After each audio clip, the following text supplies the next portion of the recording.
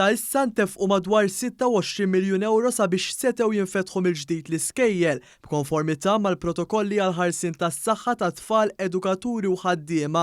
Ħabbar dan il-Ministru għall-Edukazzjoni u xogħol Owen Bonnici f'konferenza tal-aħbarijiet brabta mal-budget fejn qal ukoll li matul is-sena d-dieħla huwa mistenni li jintefqu madwar 12 miljun euro fi spejjeż rikorrenti dwar dawn il-protokolli tas-saħħa. L-ammont ta' flus li aħna investejna sabiex l-iskejjel ta' uliedna jkunu jistgħu jinfetħu. U l-figura ġurnata tal-biera hija ta' 26 miljun euro. 26 miljun illi marru biex insaħħu is-servizzi li għandna fl-iskejjel skont kif riedu l-protokolli tal-awtoritajiet tas-saħħa biex uliedna, il-ħaddiema, l-edukaturi kollha ikunu jistgħu ikomplu jmexxu l qudiem l-edukazzjoni f'ambjent illi jimminimizza ir-riski tal-imxija tal-COVID-19. Dan l-ammont jinkludi s-servizz ta' tindif, servizz ta' sigurtà, servizz ta' supervizjoni mal-wasla u t-tluq ta' tfal fil-provvediment ta' materjal tal-ħasil, iġjene, sanitazzjoni u disinfezzjoni, ħlasijiet marbuta mal-assessjar tar-riski, ħlasijiet marbuta mal-lezzjonijiet prerekordjati, servizzi addizzjonali ta' ħarsien ta' tfal f'żewġ ċentri ġodda, spejjeż ġodda marbuta mal-breakfast ta' tfal u oħrajn.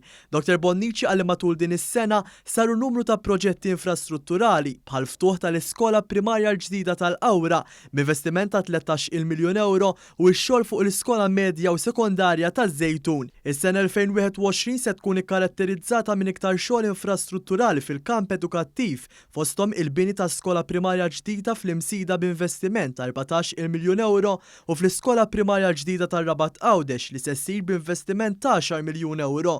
Żewġ proġetti oħra li fis-sena 2021 se netaw spinta kbira u ma dawk tal-estensjoni u xogħol maġġuri fuq l-iskola primarja ta' San Ġorġ ta' Ħalqormi u tal-iskola sekondarja ta' Santa Luċija rispettivament. Il-Ministru Bonnici żied jgħid li diversi skejjel madwar il-pajjiż se jsirilhom xogħol ta' tisbieħ u modernizzar. Fl-Università ta' Malta se jiġi investit kumpless sportiv ġdid u binja ġdida l-Istitut tal-Edukazzjoni Fiżika u għall-Iskola tal-Arti Performattiva u parkeġġ ta' żewġ solari.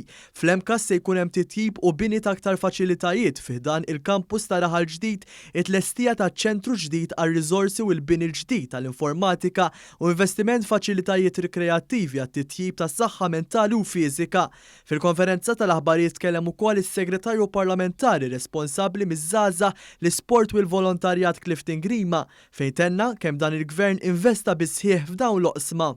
Jista' jsemmi l-awtorità responsabbli mill-integrità u l-governanza, l-awtorità ta' Equestri Malta li tkun responsabbli mill-isport ekwestri ġew pajjiżna, numru ta' faċilitajiet madwar il-pajjiż, faċilitajiet dak li huma pixxini, grounds tal-futbol, tal-basketball, tat-tennis, numru ta' disċiplini sportivi li jkunu qed jippropju jibbenefikaw, is-settur tal-volontarjat li ħankomplu ntuħ aktar għodda fosthom ċentru dedikat mod speċifiku għas-settur tal-volontarjat kif ukoll iż-żgħażagħ li nkunu qegħdin propjament fl-2021 waslu politika ġdida nazzjonali.